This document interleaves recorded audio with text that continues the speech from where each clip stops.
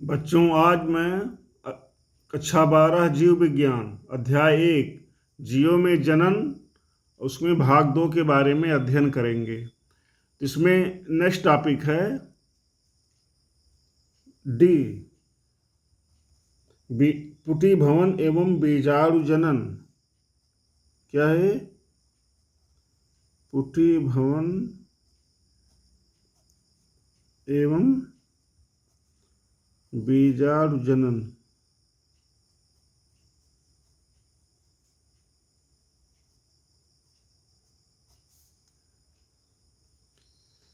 इसको अंग्रेजी में कहेंगे इनसिस्टमेंट।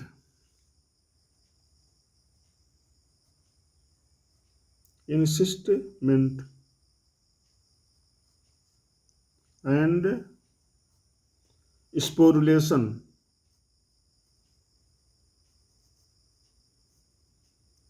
तो पुटी भवन एवं बीजाणुजनन क्या चीज़ है?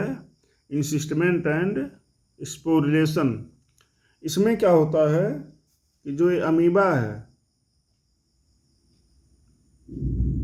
अमीबा अपने चारों ओर एक त्रिस्तरीय परत बनाता है। ऐसे देखिए, इस तरह से।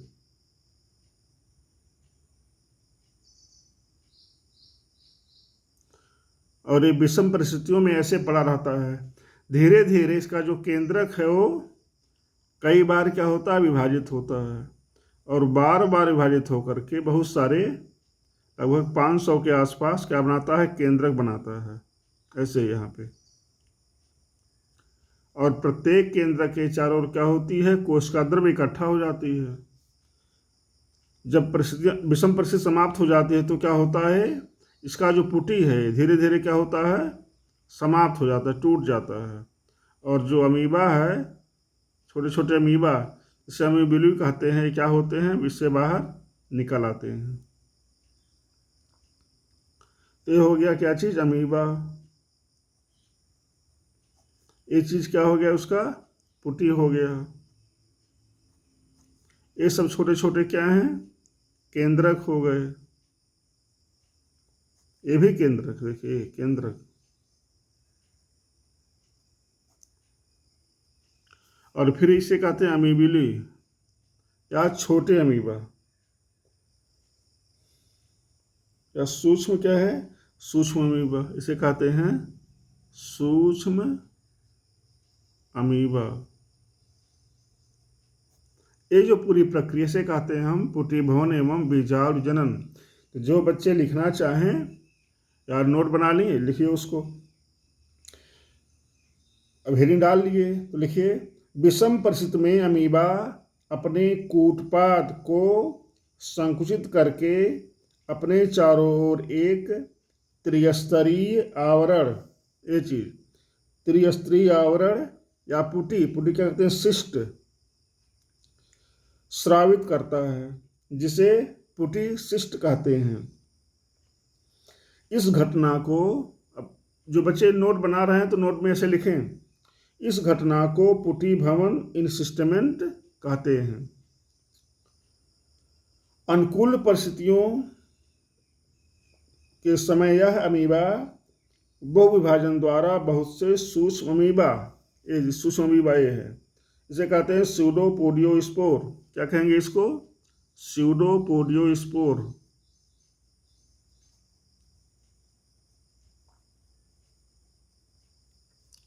स्यूडोपोडियो स्पोर उत्पन्न करता है। पुटी के भित्त के फट जाने पर ये क्या होते हैं, जो सूक्ष्म अमीबा क्या करते हैं, बाहर निकलकर नए अमीबा को बनाते हैं। इसे कहते हैं हम बीजाणु जनन। तो पुटी भवन क्या करता है, शिष्ट ये विषम परिस्थितियों में अमीबा की रक्षा करता है। और अनुकूल परिस्थिति पर क्या होता है, बहुत सारे स्यूडोपोडियोस्पोर या सूक्ष्म अमीबा इससे बाहर निकल जाते हैं। ये घटना कहलाती है पुटी भवन या एवं बीजाणु जनन, encystment and sporulation. Next topic क्या है, ई, पुनरुद्भवन। क्या चीज है, पुनरुद्भवन।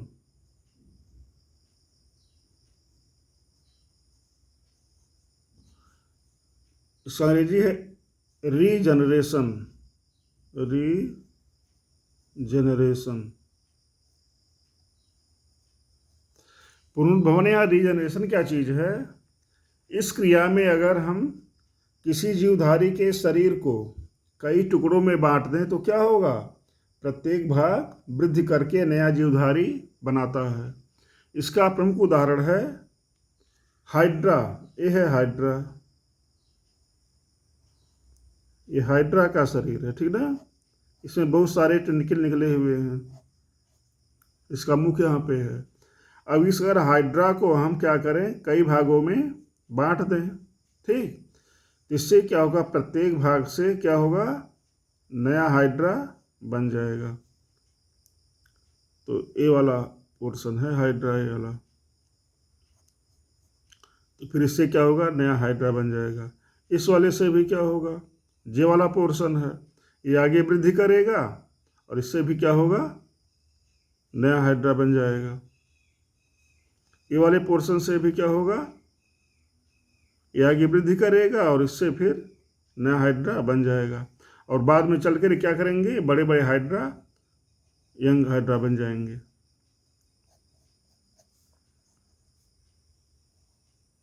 इस तरह से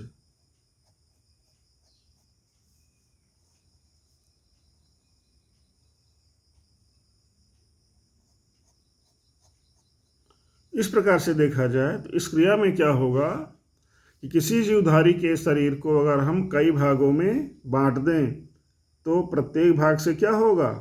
नया जीवधारी बन जाता है। पुनरुद्भवन, तो पुनरुद्भवन हेडिंग डालेंगे और इसकी परिभाषा ऐसे है। पुनरुद्भवन वह प्रक्रिया है जिसमें किसी जीवधारी के शरीर को यदि कई भागों में बांट दिया जाए तो प्रत्येक भाग से नया जीवधारी बन जाता है। या ये कह सकते हैं कि किसी जीवधारी के खोए हुए अंगों का पुनः बन जाना क्या कहलाता है? पुनरुद्भवन कहलाता है। किसी जीवधारी के खोए हुए अंगों का पुनः बन जाना क्या कहलाता है? पुनरुद्भवन या रीजनरेशन कहलाता है। आपने सुना होगा छिपकली की पूंछ कट जाती है तो क्या होता है? फिर से बन जाता है। तो सभी जीवधारियों में क्या है? पुनरुद्भवन, रीजनरेशन की क्षमता पाई जाती है, परंतु कुछ जीवधारियों में पुनरुद्भवन की अपार क्षमता होती है। अब जैसे यहाँ पर देखिए हाइड्रा में, इसको लिखेंगे ऐसे, कुछ जीवधारियों में यदि उनका शरीर अनेक टुकड़ों में विभक्त कर दिया जाए तो प्रत्येक भाग वृद्धि करके नए जीवधारी में परिवर्तित हो जाता है। क्या चीज है? कि कुछ जीवधारियों में यदि उनका शरीर क्या हो?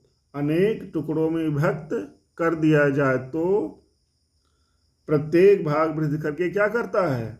नए जीवधारी में परिवर्तित हो जाता है।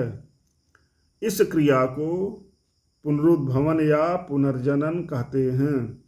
तो पुनरुद्भवन या पुनर्जनन क्या होता है? सभी जीवधारियों में कमोबेश पाया जाता है, परंतु कुछ जीवधारी से हाइड्रा, प्लेनेरिया, स्पंज में ये अधिक विकसित होता है। अब देखिए दूसरा उदाहरण मैं बता दूं प्लेनेरिया का। प्लेनेरिया, ये हाइड्रा तो संग सिलेंटेटा का प्राणी है, लेकिन जो प्लेनेरिया है वो प्लेटीहेल्मिन्थीस का प्राणी है। तो अगर यहाँ देखिए कि प्लेनेरिया में ये है प्लेनेरिया,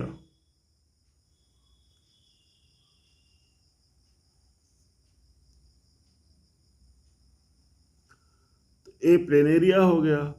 अब अगर प्लेनेरिया के शरीर को हम क्या करें? कई भागों में बांट दें, ठीक, तब क्या होगा? प्रत्येक भाग से नया जीवधारी बन जाएगा।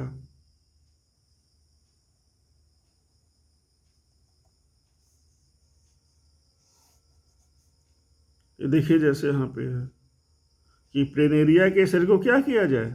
अगर कई टुकड़ों में बांट दिया जाए तो प्रत्येक टुकड़े से क्या होगा? नया जीवधारी बन जाएगा। ये चीज हो गया रीजनरेशन, अर्थात प्लेनेरिया में और हाइड्रा में क्या होता है? पुनर्जनन की अपार क्षमता पाई जाती है। ये है प्लेनेरिया।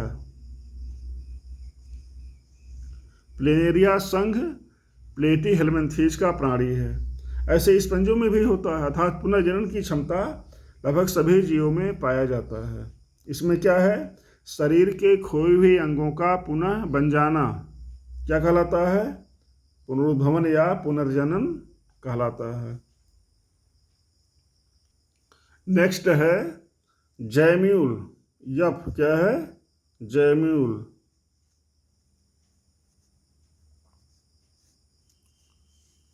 तो इस अंग्रेजी ऐसे है GEMMULE, जैम्यूल। तो जो जैम्यूल्स क्या होते हैं, एक स्पंजों में पाए जाते हैं। संघ पोरीफेरा के सदस्यों में अलैंगिक संरचनाओं का निर्माण होता है, जिसे जैम्यूल कहते हैं। इसको ऐसे लिखिए, संघ पोरीफेरा के सदस्यों में विषम परिस्थितियों में क्या होता है, अलैंगिक संरचनाओं का निर्माण होता है, जिसे जैम्यूल कहते हैं। यह बाद में वृद्धि करके नए स्पंज का निर्माण करता है। तो जैम्यूल की संरचना ऐसे होती है, लगभग गोलाकार। बहुत सारे जैम्यूल विषम परिस्थितियों में संघ पोरीफेरा के सदस्यों में बन जाते हैं। ऐसे देखिए, ये चीज है, ये चीज जैम्यूल है। ये जो रचनाएं हैं इसे कहते हैं आर्कियोसाइट। आर्कियोसाइट को उसका विभाजन से नया जीवधारी बनता है, ये जैम्यूल है। एक कंटिकाएं पाई जाती हैं इसमें जगह जगह, ऐसे।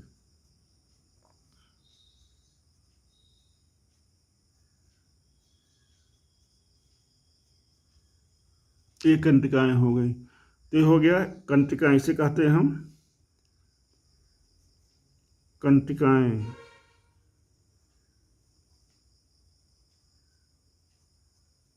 ये कंटिकाएं हो गई। इसकी क्या है, सब झिल्लियां हैं। ये मेम्ब्रेन माने झिल्ली।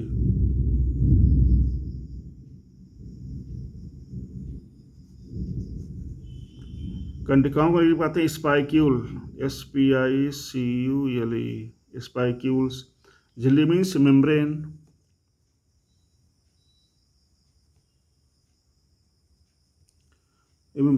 माइक्रोपाइल,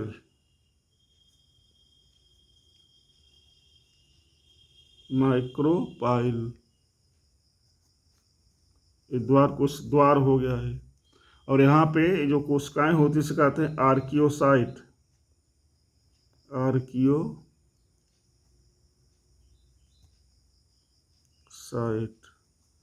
इस प्रकार से क्या है, जैम्यूल है, ठीक ना। तो संघ पोरीफेरा के सदस्यों में विषम परिस्थितियों में बहुत सारे जैम्यूल्स का निर्माण होता है। अनुकूल परिस्थिति आने पर इन जैम्यूल से क्या होता है, नए जीवधारी बन जाते हैं। अगला टॉपिक है कायिक जनन, जे। नेक्स्ट है कायिक जनन।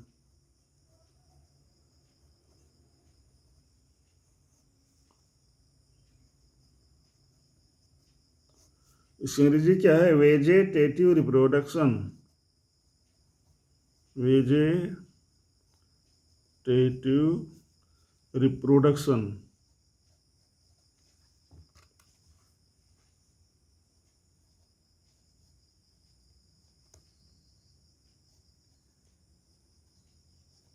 कायिक जनन। तो सारे बच्चों ने देखा होगा,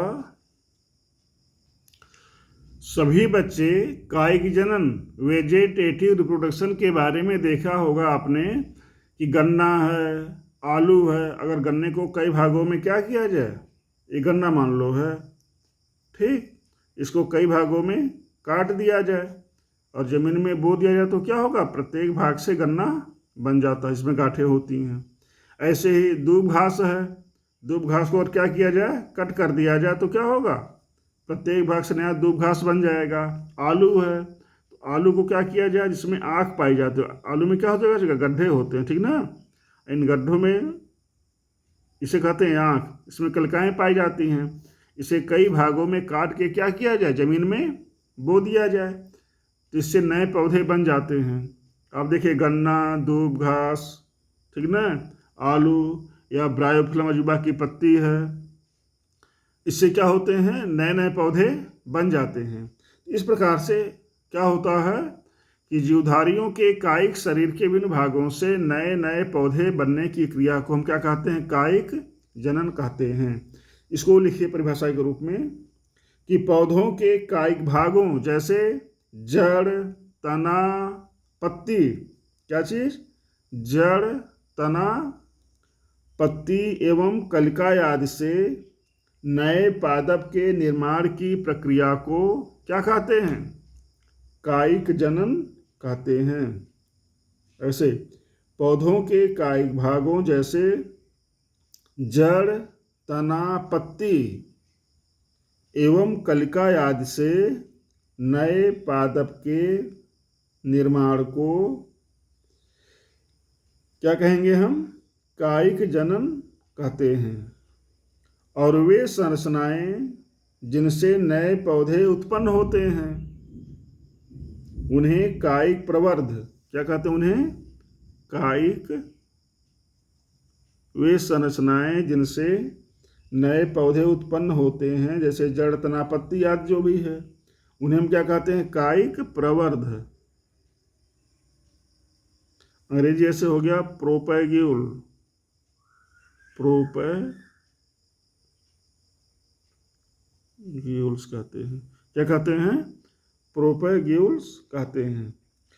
कायिक प्रवर्धन पौधे के निम्नलिखित अंगों द्वारा होता है। इसमें पहला है तनों द्वारा। पहला क्या है, तनों द्वारा।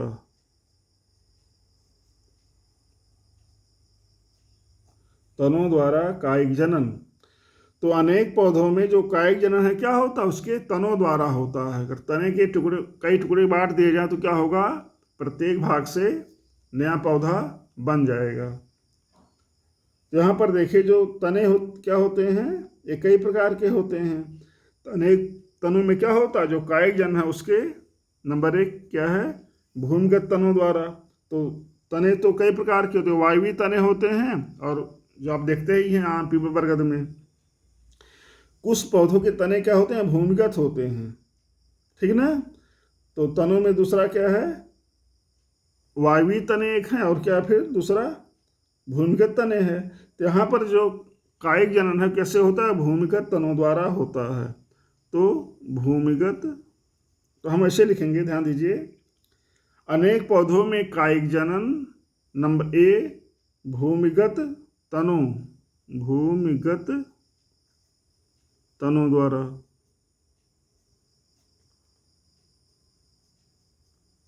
बी अर्धवायवीय तने,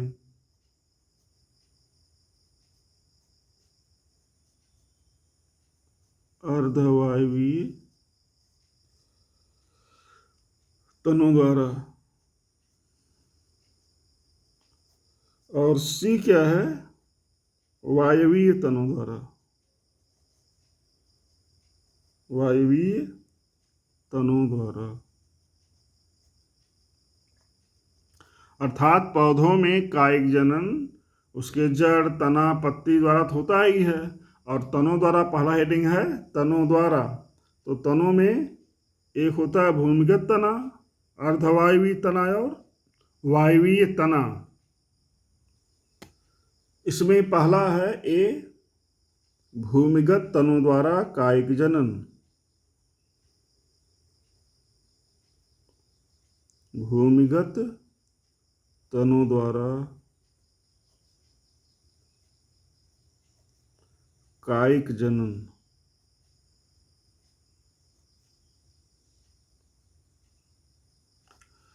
भूमिगत तनों द्वारा कायिक जनन, इसमें कई प्रकार का होता है।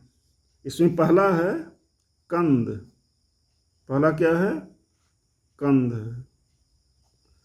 कंद को अंग्रेजी में कहते हैं ट्यूबर, TUBER, ट्यूबर माने कंद। तो आलू में कंद पाया जाता है। आलू क्या है, एक प्रकार का कंद है। अब देखिए आलू है, ठीक।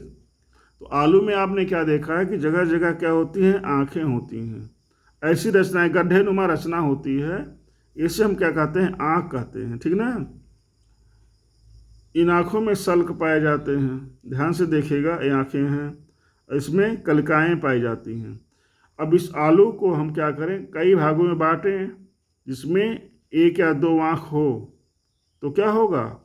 इसके प्रत्येक भाग से नया आलू बन जाएगा। आप देखते हैं जो लोग आलू बोते हैं, बहुत सारे बच्चों के घर पे आलू बोया जाता है खेत में, तो आलू को हम इस प्रकार से काटें कि प्रत्येक टुकड़े में क्या हो?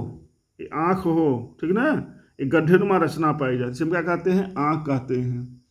और आँख में क्या होती है? यहाँ पे कलिका पाई जाती है। कलिका, प्रत्येक आँख में क्या होती है? एक कली के समान रचना पाई जाती है। कलिका मीन्स बड। तो प्रत्येक आँख मीन्स जो आलू में जो गड्ढेनुमा रचना आँख कहते हैं, तो आँख में क्या होती है? बड या कलीनुमा रचना पाई जाती है। अब आलू को हम कई भागों में बांट दें तो क्या होगा? इससे अलग अलग बो दिया जाता है, तो प्रत्येक भाग से नए आलू का पौधा बन जाता है। अब आलू में देखिए, जो तना होता है आलू का, ऐसे आलू मान लीजिए है आलू का पौधा, तो आप देखते होंगे ये पत्तियां हैं, ठीक ना। यहाँ से उस निकलती हैं जड़नुमा रचनाएं जो जमीन में चली जाती हैं और ये आलू बनाती हैं। तो आलू क्या है? एक प्रकार का भूमिगत तना है। क्या है आलू? भूमिगत तना है। क्योंकि इस पर क्या तने की विशेषता क्या होती है? तने पर परसंधियाँ और पर्व पाए जाते हैं, अर्थात गांठें पाई जाती हैं और परसंधियाँ पाई जाती हैं, उन पे सल्क पाए जाते हैं। तो यहाँ पर देखिए क्या होती हैं? परसंधियाँ और पर्व पाए जाते हैं। आँखें और कलिकाओं का पाया जाना ये साबित करता है कि आलू क्या है? प्रकार का तना है, क्योंकि उसके तने में क्या विशेषता है? उस पर परसंधियाँ और पर्व पाए जाते हैं, और पत्ती तो पाई जाती है। तो यहाँ पर सल्कनुमा रचनाएं पैसों पत्ती के रूपांतर हैं। आँखें पाई जाती हैं, आँखों में कलिकाएँ पाई जाती हैं छोटी छोटी। इसको कई भागों में काट देने पर क्या हो जाता है? प्रत्येक भाग से नया आलू बन जाता है। इसमें ऐसे लिखेंगे, कंद में आलू एक प्रकार का कंद है। क्या लिखेंगे? आलू एक प्रकार का कंद है। आलू की सतह पर छोटे छोटे गड्ढे होते हैं। आलू की सतह पर क्या होते हैं? छोटे छोटे गड्ढे होते हैं, जिसे हम आँख कहते हैं। आँख में कच्छस्थ कलिका होती है। क्या है? कच्छस्थ कलिका। कच्छस्थ कलिका है, कच्छस्थ कलिका होती है। इस कच्छस्थ कलिका से क्या होता है? नए पौधे बनते हैं। तो ये हो गया कंद के बारे में। इसका उदाहरण क्या है? आलू।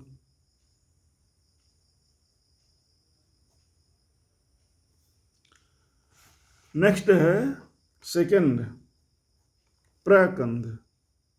क्या है? प्रकंद। इसकी अंग्रेजी है राइजोम।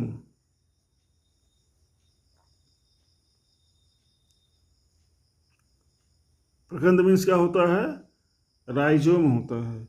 सब बच्चों ने अदरक, हल्दी, केला इन सबको देखा ही होगा। तो अदरक और हल्दी के तने को आप देखिए तो जमीन में ऐसे ही पड़े रहते हैं, ऐसे।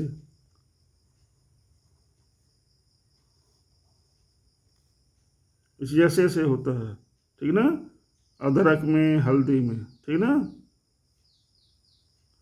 यहाँ पे सल्क पत्र पाए जाते हैं ऐसे।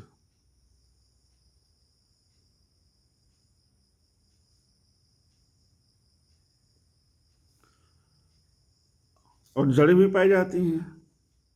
अब इस अदरक को या हल्दी को क्या करें? हम कई भागों में बांट दें। तो जब कई भागों में बांट देंगे तो प्रत्येक भाग से क्या होगा?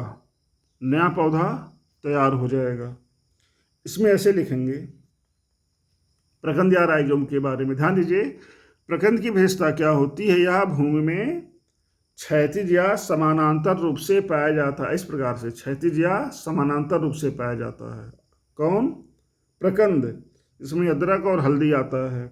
इसको ऐसे लिखेंगे, प्रकंद मृदा में समानांतर वृद्धि करता है। जिस पर पर्वसंधियाँ और पर्व पाए जाते हैं। पर्वसंधियों पर क्या होता है? कक्षस्थ कलिकाएं विकसित होती हैं और क्या करती हैं? नए पौधे का निर्माण करती हैं। इसे कई भागों में बांट देंगे तो क्या होगा? प्रत्येक भाग से नया पौधा बन जाएगा। प्रकंद मेन विशेषता क्या है कि भूमि में समानांतर या क्षैतिज रूप से पाया जाता है। इसका उदाहरण है जैसे अदरक, हल्दी, केला आदि। थर्ड है तीसरा इसमें तने के रूपांतर में घन कंद।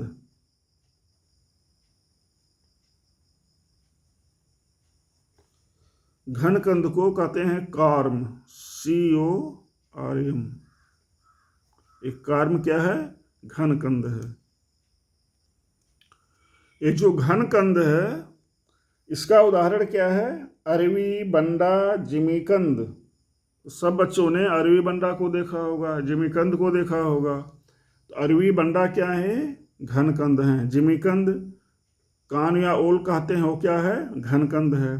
तो घन कंद क्या होता है? जमीन में ऊर्ध्वाधर रूप से पड़ा रहता है और इस पर इस प्रकार की रचनाएं पाई जाती हैं। ठीक ना? ये क्या हुआ? घन कंद हुआ। ये जड़ें निकली होती हैं, यहाँ पे सल्क पाए जाते हैं ऐसे ऐसे, और यहाँ पे तने पाए जाते हैं ऐसे। ये जो रचना होती है ये घन कंद कहलाती है। और ये जमीन में क्या होते हैं? ऊर्ध्वाधर रूप से पड़े रहते हैं। तो यहाँ पर इसकी ये क्या चीज़ है? इसका नोड, गांठें हैं। इसे कहते हैं पर्व संधि। पर्व संधि या नोड कहते हैं। इस पर क्या होती हैं? बहुत सारी कलिकाएं पाई जाती हैं। यहाँ पे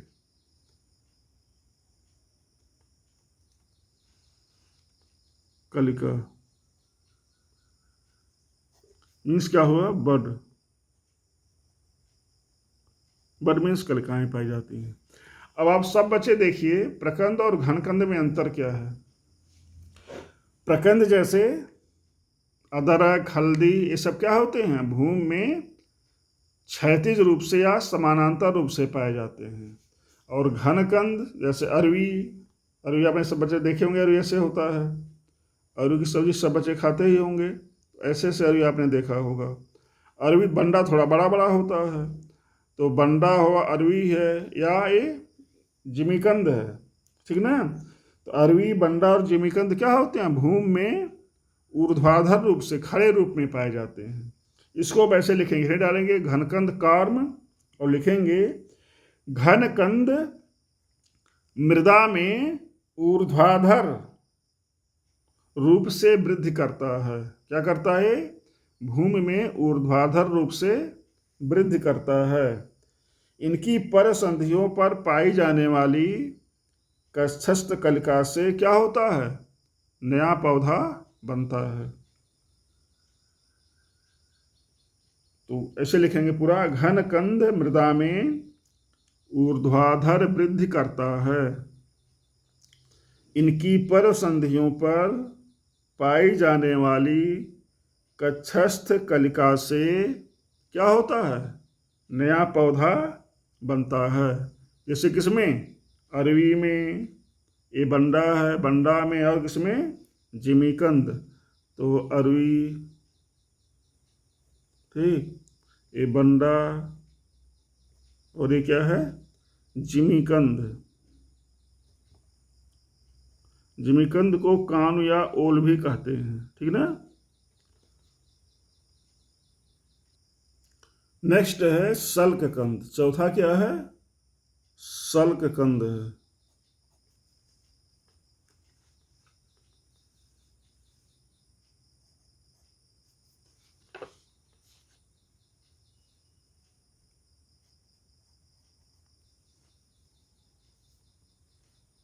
सल्ककंद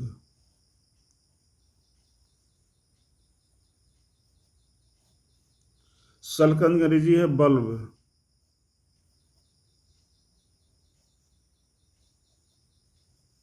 शलकंद इसे क्या कहते हैं? बल्ब कहते हैं। इसका उदाहरण क्या है? लहसुन, प्याज, ट्यूलिप, ये सब क्या है? लहसुन, प्याज, ट्यूलिप, रजनीगंधा, लिली, इसमें आते हैं, शलकंद में आते हैं। अब यहाँ पर जैसे देखिए, ये प्याज मान लीजिए है, ठीक ना? तो यहाँ पर ऐसी रचनाएं पाई जाती हैं।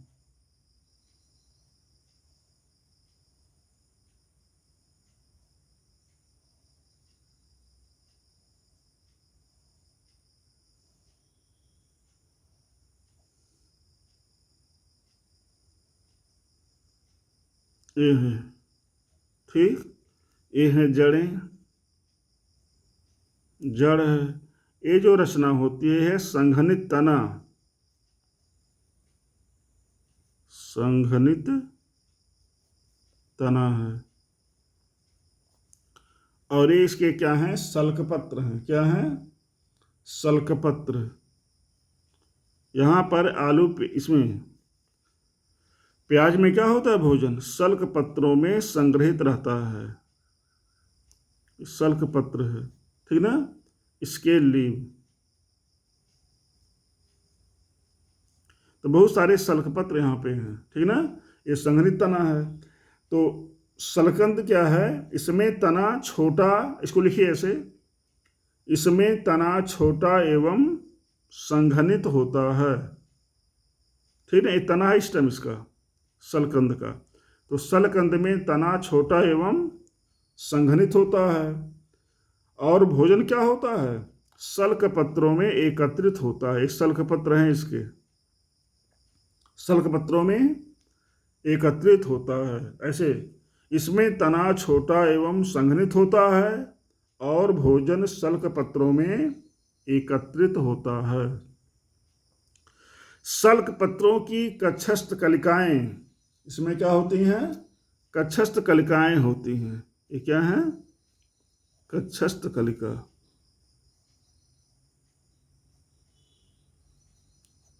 कक्षस्थ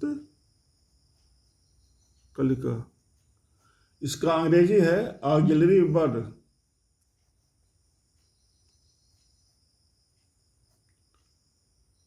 ऑक्सिलरी बड, कक्षस्थ कलिकाएं पाई जाती हैं। इन कक्षस्थ कलिकाओं से क्या होता है? नया पौधा बनता है। तो सल्क पत्रों की कक्षस्थ कलिकाओं से नया पौधा बनता है। जैसे लहसुन, इसका उदाहरण क्या है? लहसुन, प्याज, इन सब में, ठीक ना?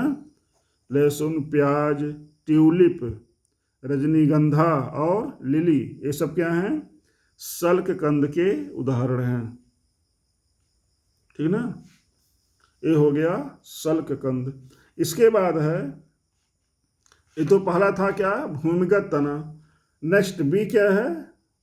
अर्धवायवीय तना। अर्धवायवीय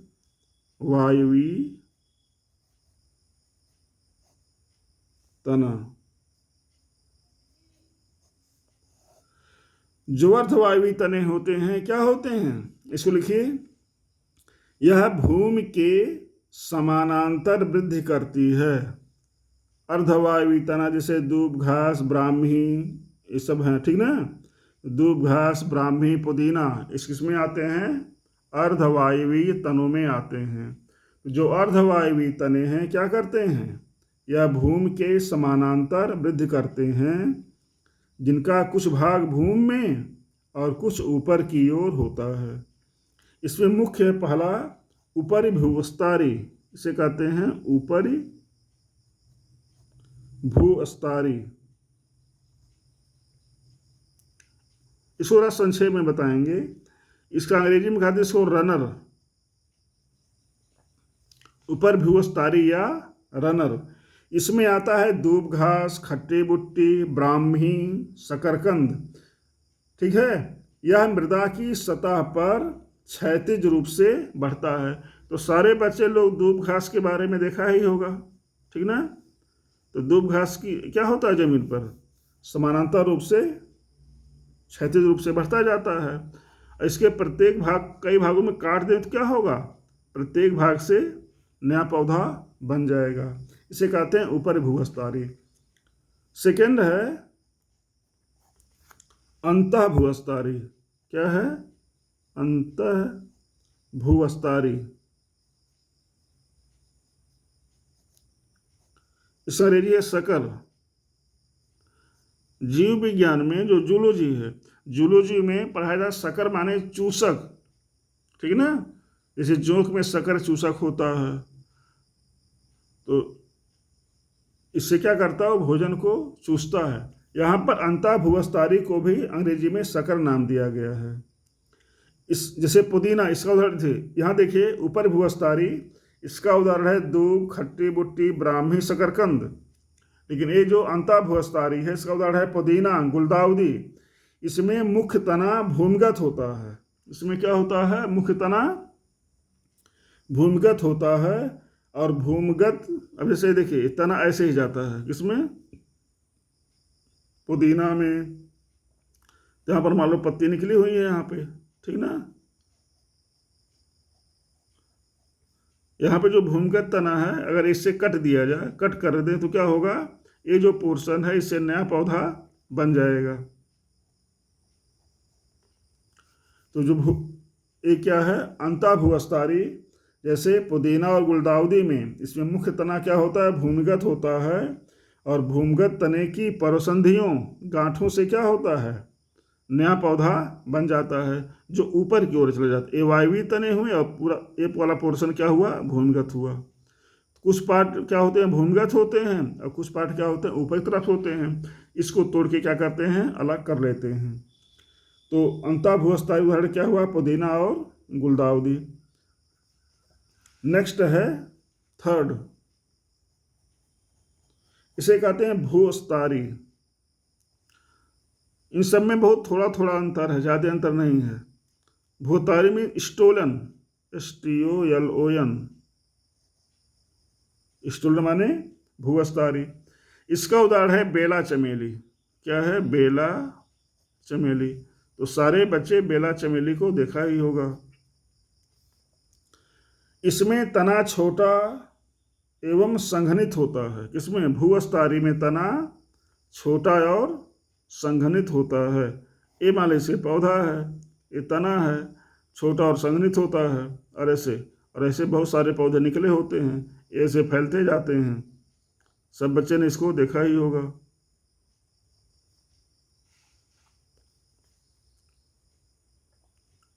ये क्या है? बेला चमेली में है। तो भूस्तरीय में क्या है? इसका उदाहरण क्या है? भूस्तरीय स्टोलन का बेला चमेली है। इसमें तना छोटा एवं संघनित होता है, और पर्वसंधियों से क्या होता है? नया पौधा बनता है भूस्तरीय में, जैसे बेला चमेली। नेक्स्ट है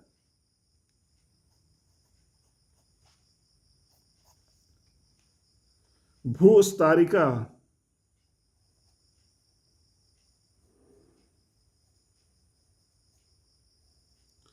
इसका अंग्रेजी है ऑफसेट, OFFCET। ऑफसेट माने क्या होता है? भूस्तारिका। भूस्तारिका में छोटे छोटे पर होते हैं, और जो क्या होते हैं? छोटे और मोटे होते हैं। भूस्तारिका मुख्यतः क्या होता है? जलीय होता है। सारे बच्चों ने जलकुंभी के बारे में सुना होगा। तो जलकुंभी ऐसे होता है, देखो ऐसे, और यहाँ पर जड़ें निकली होती हैं ऐसे ऐसे। इसकी पत्तियों में विशेषता क्या? ऐसे गोलाकार रचनाएं होती हैं। सारे बच्चे जलकुंभी के बारे में देखा होगा, ऐसे बहुत सारे ऐसे रचनाएं होती हैं।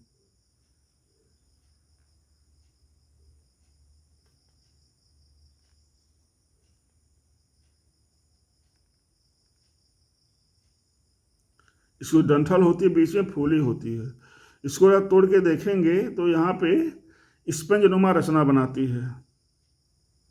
जलकुंभी को, पत्ती को तोड़िए और आप तोड़ के देखेंगे तो क्या होती है? स्पंजनुमा रचना बनती है। ये जो स्पंजनुमा रचना है, ये पत्ती को पानी में तैरने में सहायता करती है, क्योंकि क्या है? जलकुंभी एक जलोद्भिद पौधा है। क्या है? जलकुंभी एक क्या है? जलोद्भिद पौधा, जलोद्भिद।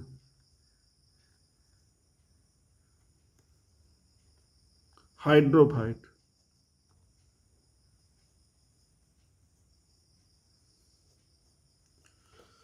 तो ध्यान दीजिए, जलोद्भिद कौन है? जलकुंभी एक जलोद्भिद पौधा है, हाइड्रोफाइट। तो पौधे तो इस अभी आगे चल के पढ़ेंगे कि पौधे अपने आवास के आधार पर कई प्रकार के होते हैं। मरुद्भिद जो कहाँ पाए जाते हैं? मरुस्थल में पाए जाते हैं। समोद्भिद सम वातावरण में पाए जाते हैं, जैसे आम पीपल है। मरुद्भिद कहाँ पाए जाते हैं? मरुस्थलों में पाए जाते हैं, जैसे बबूल है, नागफनी है। जलोद्भिद कहाँ पाए जाते हैं? जलोद्भिद पानी में पाए जाते हैं, जैसे कौन है? जलकुंभी, कमल, लिली, सिंघाड़ा, ये सब क्या हैं? जलोद्भिद पौधे हैं। इसको वैसे लिखेंगे, भूवस्तारिका में पर्व होते हैं, ठीक ना? पर्व, भूवस्तारिका में पर्व छोटे एवं मोटे होते हैं तथा भूवस्तारिका जलीय होती है।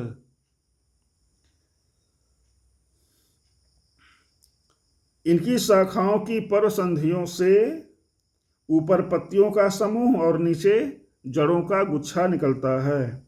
इनकी पर्व संधियों से ऊपर की ओर पत्तियों का समूह और नीचे की ओर क्या होता है? जड़ों का गुच्छा निकलता है, जड़ों का गुच्छा निकलता है। जैसे किसमें? जलकुंभी। तो जलकुंभी, ये जो जलकुंभी है,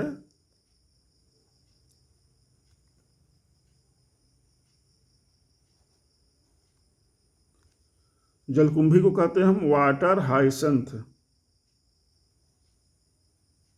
water hyacinth.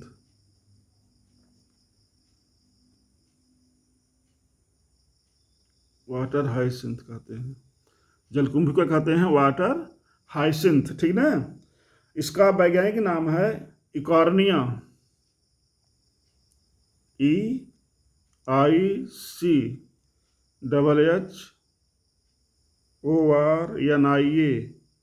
Eichhornia, EICHHORNIA, क्रैसिपस, क्रैसिपस, CRASSIPES, Eichhornia क्रैसिपस। किसका नाम है? जलकुंभी वाटर हाइसिंथ का। अब बच्चे इसके बारे में लिखें। भूवस्तारिका में पर्व छोटे एवं मोटे होते हैं। ये जलोद्भिद होते हैं। इनकी शाखाओं की पर्व संधियों से ऊपर की ओर पत्तियों का समूह एवं नीचे जड़ों का गुच्छा होता है, जैसे जलकुंभी, वाटर हाइसिंथ या इकॉर्निया क्रैसिपस। जलकुंभी को महाविपत्ति अथवा बंगाल का आतंक कहते हैं। मेन चीज है, इसे अंडरलाइन कर लीजिएगा कि जलकुंभी को महाविपत्ति अथवा बंगाल का आतंक कहते हैं। ऐसा क्यों कहते हैं? क्योंकि यह जलाशयों पर, जलकुंभी क्या करता है? जलाशयों पर बहुत तेजी से फैल जाता है, जिससे कि जल में रहने वाले, पानी में, तालाब, पोखरे, झील में रहने वाले, मान लो जलकुंभी यहाँ पे है, जलकुंभी ऊपर फैल गई, तो पानी में रहने वाली मछलियाँ या दूसरे जीव क्या होते हैं? ऑक्सीजन की कमी से मर जाते हैं। इससे क्या होता है? जलाशयों पर तेजी से फैल जाता है और ऑक्सीजन की कमी से जलीय जीव, जैसे मछलियाँ आदि, मर जाती हैं। ठीक, इस प्रकार से इसे क्यों कहते हैं? इसे महाविपत्ति कहा जाता है। यहां पर देखिए सी, वायवीय तने, वायवीय तने। तो वायवीय तनों द्वारा जनन। तो आपने देखिए गन्ना जैसे मान लीजिए है, ये वायवीय तना तो है, ये है। तो गन्ने को कई भागों में बांट दें तो प्रत्येक भाग से नया पौधा बन जाता है। तो वायवीय तनों द्वारा भी जनन होता है। नेक्स्ट है, भाई हो गया तनों के बारे में। आगे है जड़ों द्वारा जनन, जड़ों द्वारा। तो बच्चों ने देखा होगा, सुना भी होगा कि शकरकंद जिसे गंजी खाते हैं, शकरकंद, सतावर, डेहलिया, परवल, शीशम, इनकी जड़ों से क्या होता है, इनकी जड़ों पर वर्धी कलिकाएं होती हैं, ठीक ना। ये वर्धी कलिकाएं से क्या होता है, नया पौधा धीरे धीरे बन जाता है। जो वर्धी कलिकाएं हैं ये विकसित होती हैं और बाद में चल के इससे नया पौधा बन जाता है। ठीक, इसमें ऐसे लिखिए इसको, कुछ पौधों की जड़ों से वर्धी कलिकाएं निकलती हैं। ये क्या है, छोटी छोटी वर्धी कलिकाएं हैं। क्या है, वर्धी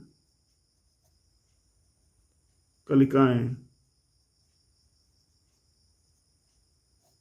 यह एडवेंटिशियस बड, क्या है, एडवेंटिशियस बड।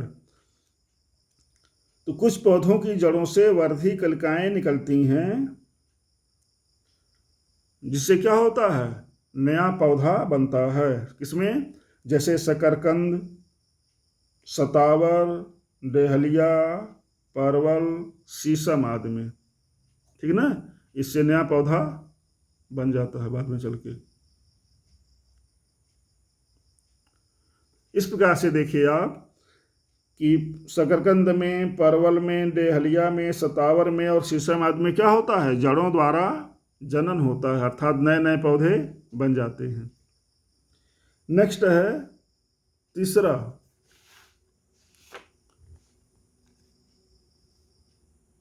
पत्तियों द्वारा, पत्तियों द्वारा, पत्तियों द्वारा जनन। तो सब बच्चों ने देखा होगा, जैसे ब्रायोफिलम की पत्ती है, एक मेन पत्ती, ये सब बच्चे सुने भी होंगे ब्रायोफिलम के बारे में। ये ब्रायोफिलम की पत्ती है मान लो। तो ब्रायोफिलम में यहाँ पर जो खांचनुमा रचना है, यहाँ से नई नई कलिकाएं बनती हैं ब्रायोफिलम से, ठीक ना। और इससे नए नए पौधे, जब परिस्थितियानुकूल नमी, ब्रायोफिलम की पत्ती जमीन पे गिर जाए और नमी पाए तो इससे क्या होता है, ये जो खांच है इससे कलिकाएं निकलती हैं और इन कलिकाओं से फिर नया पौधा बन जाता है। ये ब्रायोफिलम की पत्ती है और ये पोर्शन अगर टूट के अलग हो जाए तो इससे नया पौधा बन जाएगा। तो ब्रायोफिलम में या अजूबा में क्या होता है, इसे पत्थर चट्टा भी कहते हैं। पत्तियों द्वारा जनन होता है। ये है क्या चीज, कक्षस्थ कलिकाएं।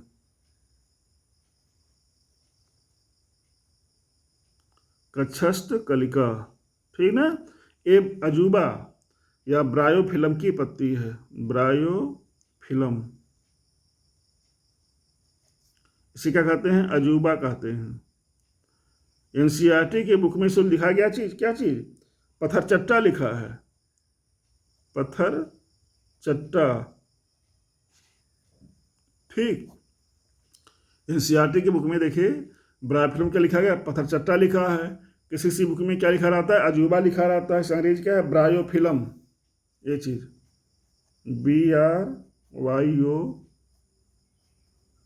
BRYOPHYLLUM, bryophyllum, BRYOPHYLLUM, bryophyllum. इसको ऐसे लिखिए, कुछ पौधों की पत्तियों के किनारों से कलिकाएं निकलती हैं। कुछ पौधों की पत्तियों के किनारों से कलिकाएं निकलती हैं, जिससे नया पौधा बनता है। जैसे किसमें, पत्थर चट्टा या अजूबा में, ब्रायोफिलम में। बिगोनिया एक पौधा है, बिगोनिया, तो बिगोनिया में भी एक घटना घटित होती है, बिगोनिया की पत्ती से भी नया पौधा बनता है। ऐसे एक पौधा है कैलांचू, तो कैलांचू की पत्ती से भी क्या होता है, नया पौधा बनता है। तो पत्तियों द्वारा जनन किसमें पाया जाता है, अजूबा में, बिगोनिया में और कैलांचू में। नेक्स्ट है चौथा, पत्र प्रकलिका द्वारा। ऐसे पत्र प्रकलिका,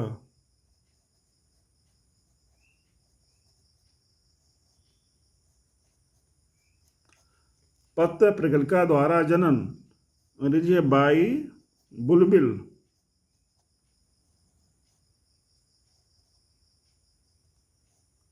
बाई बुलबिल, बुलबिल माने पत्र प्रकलिका, बाई बुलबिल। तो ये चीज कुछ पौधे जैसे ग्लोवा, अगैव, इन सब में क्या होते हैं, जो कलिकाएं होती हैं वे भोजन संचित करके फूल जाती हैं, जिसे हम क्या कहते हैं, पत्र प्रकलिका कहते हैं। ये मात्र पौधे से अलग होकर के क्या करती हैं, नया पौधा बनाती हैं। तो कुछ कलिकाएं क्या होती हैं, जैसे पौधा है अगैव, तो अगैव के पौधे में है कली के समान रचनाएं, ठीक ना। तो जो कली के समान रचना पाई गई है, एक कली के समान जो रचना है ये क्या होती है, फूल करके भोजन एकत्रित करती है। ये है, ठीक ना, पत्र प्रकलिका। ये है बुलबिल।